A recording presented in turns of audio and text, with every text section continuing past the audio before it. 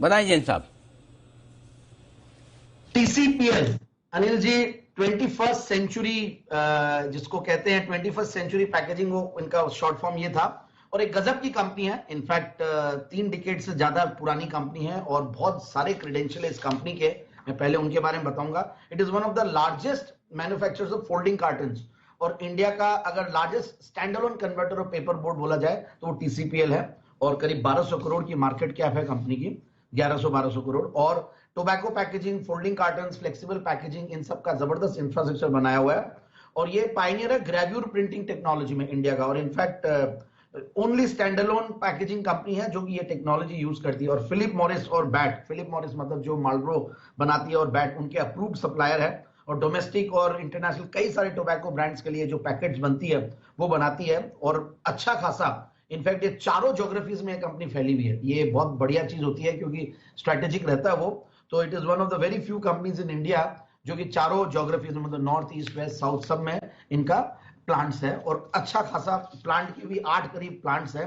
और अब टीसीपीएल पैकेजिंग के मैं और 2-3 चीजें बताना चाहूंगा कि ये सबसे बढ़िया बात है, 17 के पी मल्टीपल पे ये स्टॉक है। और इस कंपनी ने काफी एक्सपेंशन किया है पिछले कुछ सालों में, बहुत जबरदस्त तरीके से ग्रोथ की है। और सबसे बढ़िया बात है, कुछ टेक ओवर भी किया है, कुछ इधर उधर मतलब कंपनीज को भी इन्होंने वो किया है। तो मुझे ऐसा लगता है कि ये कंपनी की जो ग्रोथ की जो एपिटाइट है वो मुझे बहुत इंप्रेस करती है।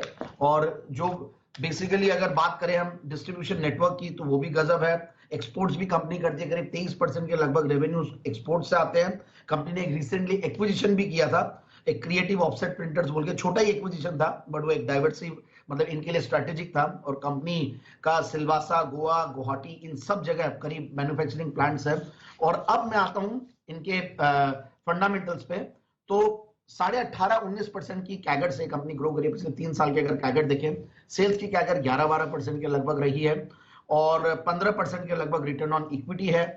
और पिछला क्वार्टर जो है जून 2022 was the highest ever quarterly profits. मतलब अगर आप, ये कंपनी 10 करोड़ 11 करोड़ ऐसा कमा रही थी, और पिछले जून में 6 करोड़ का पैट था, उसके सामने 23 करोड़ का पैट है। और ओपीएम को भी बढ़ाया, 16% के ओपीएम पे कंपनी काम कर रही है। और टॉप लाइन भी गजब की बढ़त है, 335 करोड़ की टॉप लाइन, जो पिछले जून में 226 करोड़ की थी। और अगर हम टीटीएम बेसिस पे देखें तो अगेन हाईएस्ट एवर प्रॉफिट्स में बैठी है, 66 करोड़ के प्रॉफिट्स पे, और 1100 करोड़ के ऊपर का टर्नओवर। और अब शेयर कैपिटल पे आते हैं और शेयर होल्डिंग पैटर्न पे आते हैं। तो गजब का शेयर होल्डिंग पैटर्न है, very interesting I would say. ये इनफैक्ट जो कंपनी कानोडिया फैमिली ने प्रमोट किया, जिनकी जूट, टी, पैकेजिंग, बहुत सारे अलग अलग इंटरेस्ट है, एक बिजनेस फैमिली है। और जिंदाल, मिस्टर सजन जिंदाल, मिसेस संगीता जिंदाल, इनकी भी शेयर होल्डिंग है और रिलेटिव है, इनफैक्ट इन लॉज है, जहां तक मुझे पूरा समझ में आया। और डीआईआईज और एफआईआईज 5.5% के लगभग होल्ड करते हैं। और पब्लिक शेयर होल्डिंग में भी बहुत ही एक रिनाउंड नेम है जिनका 10% से ज्यादा शेयर होल्डिंग है, हस्बैंड वाइफ मिला के।